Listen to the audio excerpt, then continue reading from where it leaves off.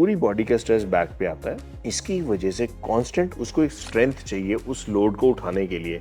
If there is a imbalance between that load and strength, it is bound to cause trauma, and that is what the pain originates. जैसे जैसे body weight बढ़ता है, constant load back के ऊपर बढ़ता चला जाता है। इसीलिए ओबेसिटी, मोटापा is one of the major major major issues जिसके कारण बैक पेन बढ़ गई है, चाहे वो बच्चे हैं, चाहे अडल्ट हैं, चाहे वो एल्डरली है। आपका जो 60 किलो का वजन उठाना है, वो 80 किलो का वजन बेचारी बैक उठा रही है। वो 80 किलो उठाएगी तो बेचारी थकेगी थकेगी। आप उसको स्ट्रेंथन करने के लिए कोई रेगुलर में एक्सरसाइज करते ही नहीं। पुराने जमाने पे सिर पे वो बोझा उठाते थे, फार्मिंग करते थे, मटके उठाते थे, सब मेहनत करते थे। स्ट्रेंथ करती थी मैम बैक को, इसलिए नहीं होती थी दर्द। अब हम कुछ नहीं करते। अब एक मोबाइल उठाते हैं 100 ग्राम का। Back pain is a lifestyle disease more often than not, especially in youngsters. Yes, 40, 45, 50, sometimes you have disc issues, sometimes you have spondylitis. But younger patients, mainly a lifestyle issue and should be tackled as with the betterment of a lifestyle and exercise. हम में से बहुत सारे लोग lower back pain से जूझ रहे हैं। कमर के निचले हिस्से में दर्द, चाहे वो लड़के लड़कियां हों, पुरुष या महिलाएं। सो आज इस पर बात करते हैं, होती क्यों है ये लोअर बैक पेन और इतनी कॉमन क्यों है और इसका इलाज क्या है। डॉक्टर सिद्धार्थ अग्रवाल हमारे साथ हैं, उनसे बात करते हैं। Welcome sir. लोअर बैक की इशू जो यंग गर्ल्स हैं वो भी जूझ रही हैं, महिलाएं वो भी, पुरुष बॉयज़ लड़के जो हैं वो भी उन शिकायत करते नज़र आते हैं कि लोअर बैक प्रॉब्लम है, बट इतनी कॉमन क्यों है? क्योंकि मैम हम दो पैरों पे चलते हैं। अगर आपने कभी कोई एनिमल या देखा है जो कि कहता है मुझे लोअर बैक पेन है? नहीं। खैर वो बता भी नहीं सकते, बट बेसिकली भगवान ने बनाया था 4 पैरों पे चलने के लिए। हम यूँ थे। हमारी स्पाइन हॉरिजॉन्टल थी, that was it was made for. But जैसे जैसे टाइम निकला, एवोल्यूशन ने इंसान को सीधा कर दिया। तो पूरी बॉडी का स्ट्रेस बैक पे आता है। इसकी वजह से कांस्टेंट उसको एक स्ट्रेंथ चाहिए उस लोड को उठाने के लिए। If there is a imbalance between that load and strength, it is bound to cause trouble, and that is what the pain originates. इस कारण से इनवेरिएबली, चाहे यंग है, चाहे ओल्ड है, चाहे मिडिल एज है, बैक पेन कॉमन इशू है। तो अब ये जो बैक है, जो हमारी स्पाइन है, वो लोड उठाएगी कैसे? जब उसमें स्ट्रेंथ आएगी, स्ट्रेंथ बाय डिफॉल्ट बोन्स में अपनी स्ट्रेंथ नहीं है। वो एक फ्रेमवर्क है, स्केलेटन है, विच इज सपोर्ट है चारों तरफ लिगामेंट्स की, डिस्क की और मसल्स की। डिस्क बनी है कुशनिंग इफेक्ट के लिए। जब आप जंप कर रहे हो, रन कर रहे हो, उसके कुशनिंग इफेक्ट चाहिए।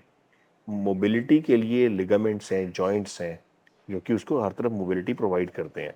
बट जो चीज़ जितनी मोबाइल है उतनी ही वीक है। एक रिजिड दीवार आपकी बहुत स्ट्रांग है, मेरा ये जो मोबाइल चीज़ है ये वीक है। मोबाइल चीज़ हमेशा वीक होगी। उसको सपोर्ट करने के लिए साइड्स में आपको सपोर्ट्स बांधनी पड़ेंगी। जैसे इस के अंदर यहाँ पे एक सपोर्ट बांधी हुई है नीचे इन्होंने, तो दैट सपोर्ट और मसल्स, जितनी आपकी मसल्स स्ट्रांग होंगी उतनी बैक को सपोर्ट रहेगी और उतना ही वो लोड को झेल सकती है। लोड दो तरह से है, एक तो हम एक्सटर्नल लोड है हमारी डे, और दूसरा अपना बॉडी वेट। जैसे जैसे बॉडी वेट बढ़ता है, कांस्टेंट लोड बैक के ऊपर बढ़ता चला जाता है। इसीलिए ओबेसिटी, मोटापा मोटापा। Is one of the major major major issues जिसके कारण बैक पेन बढ़ गई है, चाहे वो बच्चे हैं, चाहे अडल्ट हैं, चाहे वो एल्डरली है। क्योंकि क्योंकि ओबेसिटी, मोटापा भी बढ़ रहा अब है। आपका जो 60 किलो का वजन उठाना है, वो 80 किलो का वजन बेचारी बैक उठा रही है। वो 80 किलो उठाएगी तो बेचारी थकेगी थकेगी। आप उसको स्ट्रेंथन करने के लिए कोई रेगुलर में एक्सरसाइज करते ही नहीं। एंड विद ओबेसिटी आपको एक्सरसाइज करना और मुश्किल लगने लग जाता है। It's a vicious circle, that is a major और कॉज भी ऑफ। कुछ रीज़न होते हैं लोअर बैक में पेन के? मैम 90% अगर कॉन्सेप्ट जो है बैक पेन का, वो लोड और स्ट्रेंथ का है। जब ये इम्बैलेंस होता है और लंबे टाइम चलता है, तो फिर मल्टीपल चीज़ें एज अ कॉन्सिक्वेंस डेवलप होती हैं। जैसे डिस्क प्रॉब्लम्स हम कहते हैं, डिस्क हो गई किसी को, हड्डियाँ घिसनी शुरू हो गई एज के साथ, या कैल्शियम और विटामिन डी डिफिशिएंसी एक कॉमन कॉज है, वीक बोन्स, जिसके कारण भी हमारी बैक पेन हो सकती है। बैड पोस्चर, बैठने बैक का पे सही ढंग नहीं है, चलने का बैठने सही सही ढंग ढंग नहीं नहीं है। है। बैड पोस्चर बहुत अनयूजुअल स्ट्रेस डालता है कुछ मसल ग्रुप्स पे और कुछ पे कम, वो एक कॉमन कॉज है। ये सारे कॉमन कॉजेज हैं हमारी बैक पेन। पेन है, उससे छुटकारा कैसे करना मिलेगा? कैसे है? पहली चीज लोड कम करो, वेट कंट्रोल करो। वेट लॉस कहना बड़ा आसान है, उतना ही करना मुश्किल है। वेट कंट्रोल करो, फर्स्ट टारगेट वेट को और मत बढ़ने दो। दूसरा, back exercises is the first exercises of your routine. हम लेग्स लगाते हैं, हम रनिंग करते हैं, हम वॉक करते हैं, हम पीटी करते हैं, बट हम बैक की एक्सरसाइजेस हाँ। को कभी भी फोकस नहीं करते। कोर स्ट्रेंथनिंग या बैक स्ट्रेंथनिंग की एक इंटेग्रल पार्ट है, जिसके अराउंड अब आपके शोल्डर्स आर्म है, वो एक अपेंडेज है। एक्सियल स्केलेटन आपकी बैक, जब तक आपकी बैक स्ट्रांग नहीं है बाकी सारा स्केलेटन काम नहीं करता। आपने 10 किलो का लोड इधर उठाया, 10 का इधर उठाया, वो 20 किलो जा कहाँ रहा है? जा तो कमर पे ही रहा है। आपकी बॉडी जो बेचारी 60 किलो उठा रही थी वो सडनली 80 किलो उठा रही है। तो you have to focus on your core and back strengthening daily. सुबह शाम 10 मिनट बैक की एक्सरसाइजेस पर लगाइए। कोई स्पेसिफिक सेट ऑफ एक्सरसाइज नहीं मैं कह रहा कि आपको उल्टा लेट के करनी है, आपको सीधा लेट के करनी है, आपको धनुरासन करना है, भुजंग आसन करना है, नी टू, कोई स्पेसिफिक सेट नहीं है। हेल्दी पेशेंट की बैक हर तरह की मूवमेंट स्ट्रेस हैंडल करने के लिए बनी है। It is about spending time giving that mobility, giving that strength. Particular back की एक्सरसाइज करनी चाहिए? Yes, specifically okay. सीधा लेट के बैक बेस्ड एक्सरसाइज, उल्टा लेट के आगे झुक के पीछे होके, you'll find at least hundreds of types of exercise. Any form of exercise, make a set, do it morning and evening daily for 10 minutes.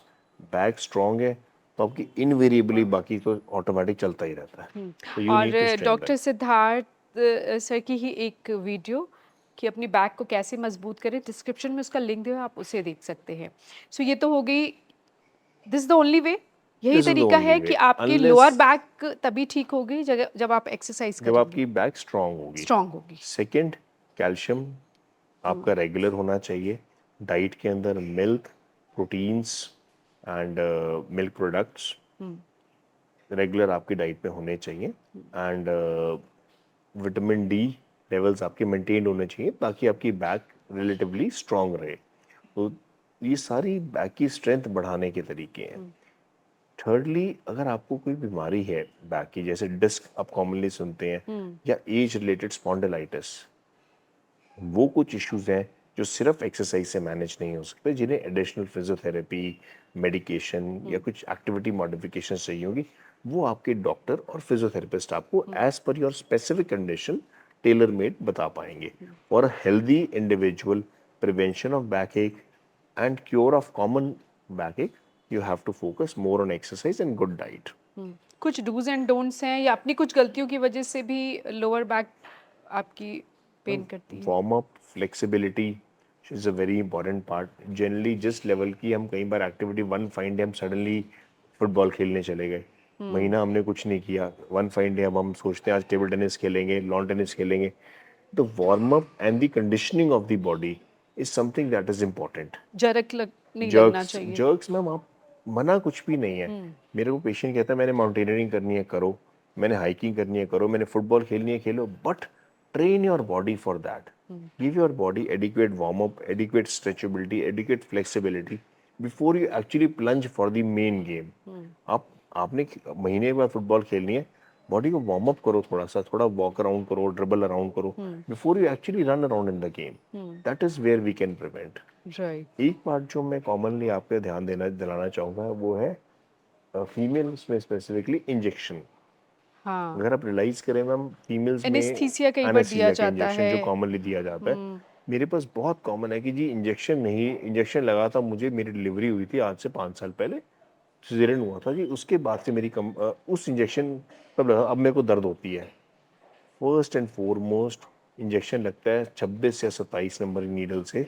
वो नीडल इतने बाल जितनी बारीक होती है और आप आंख से बहुत मुश्किल से देख पाते हो, वो स्पाइन को डैमेज नहीं करती। जो आप हिप में या बाजू में इंजेक्शन लगवाते हो उससे ज़्यादा फाइन नीडल है। अच्छा। नंबर 2, मैंने सपोज आपको आज आप स्लिप हो गए, आपको आज कोई दर्द नहीं है, अब 6 महीने बाद दर्द होगी, क्या वो दर्द आपको उस गिरने की वजह से है? नहीं है। चोट लगी है तो दर्द आज होगी। अगर इंजेक्शन की दर्द होनी है वो तब है जब, तब होगी जब उसे इंजेक्शन लगा है। उसकी दर्द 2 साल बाद शुरू नहीं होगी। ओके। अगर आप उसे कोरिलेट कर रहे हो कि 2 साल पहले इंजेक्शन लगा था इसलिए आज है, तो आपकी गलती है। अगर कोई चीज उसकी आपको, वजह कुछ और होगी, यस वो it has to injection be नहीं। Something else. अगर वो इंजेक्शन की वजह से, तो उसी दिन दर्द करेगा वो, वो 2 महीने 2 साल वेट नहीं करेगा कि मैं राइट। 2 साल के बाद आज मुझे याद है आज मैंने दर्द करना है, ऐसे नहीं होगा। ओके। ठीक है। थर्डली, 90% पेशेंट्स की लो बैक पेन होती है इधर नीचे के हिस्से में, इंजेक्शन लगता है मिड बैक में। ओके। नोबडी रिमेम्बर्स कि इंजेक्शन कहाँ लगा था उस टाइम, एक स्ट्रेस माहौल बीमारी में, तो किसी को नहीं पता चलता। और इंजेक्शन जहां लगता है और जहां बैक पेन होती है, टोटली डिफरेंट साइट्स हैं। So it is actually not related, and so many patients are under the impression कि नहीं नहीं, ये तो आज से 5 साल पहले इंजेक्शन लगा था, वही आज बस वही उस दिन का आज दर्द करना शुरू हो गया। तो what I want to clarify, injection, spinal injection is not the cause for back pain. Right. That is what I want to emphasise in back pain. और अगर बहुत लंबा लोअर बैक पेन चल रहा है, आप उसको नज़रअंदाज करते हैं, अवॉइड करते हैं, ध्यान नहीं देते और आप लगे हुए हैं अपने काम काज में, उसके क्या साइड इफेक्ट्स हैं? कोई दिक्कत नहीं है मैम, सो लॉन्ग एज आपको ऑर्गेनिकली कोई अंदर डैमेज क्रिएट नहीं हुआ बोन्स पे, डिस्क पे, जॉइंट्स, कोई दिक्कत नहीं। The day you start it's good, okay, वो it will disc take a whisk में फ्यू तो नहीं वीक्स। कुछ उसका असर पड़ तो जाता? वो अगर होना है तो हो ही जाएगा। मैंने कहा ना, अगर डैमेज हो गया तो लॉस है ही है, बट अगर नहीं हुआ तो nothing to worry, you can just start your exercises and gradually build up. Just show to a doctor, let him investigate, let him certify, okay, your spine is okay, and then you can start. And in case there is some problem with your disc, he will tell you to do this and don't do this, and then you can plan. So once take a consult whether your back pain is not just positional, exertional, mechanical, or some pathology, some बीमारी, and once you are clear कि नहीं है कुछ major, then just remember मेरे को exercise करनी है। पुराने ज़माने पे सिर पे वो बोझ उठाते थे, फार्मिंग करते थे, मटके उठाते थे, सब मेहनत करते थे। हाँ, तब ऑल दिस इज स्ट्रेंथन। कहाँ इतनी वो स्ट्रेंथ करती थी मैम बैक को, इसलिए नहीं होती थी दर्द। अब हम कुछ नहीं करते, अब एक मोबाइल उठाते हैं 100 ग्राम का, उससे क्या कमर स्ट्रांग होनी उससे है। और आगे शायद बस बस बस, स्पाइन में प्रॉब्लम हो that रही is where है। you are. So right. basically, back pain is a lifestyle disease more often than not, especially in youngsters. Yes, 40, 45, 50, sometimes you have disc issues, sometimes you have spondylitis, but younger patients mainly a lifestyle issue and should be tackled as with the betterment of a lifestyle and so exercises. Exercise ही इसका इलाज है। My orthopedics starts with exercise and ends with exercise, and very few medicines. That is what I focus my patients and my own. Right, thank you so much. और calcium और vitamin D के level कैसे आप सही कर सकते हैं, कितना होना चाहिए, उसके लिए क्या नेचुरल चीज़ें खानी चाहिए, कब सप्लीमेंट की ज़रूरत है, उसका उस वीडियो का भी लिंक डिस्क्रिप्शन में दिया हुआ है, आप वो भी देख सकते हैं।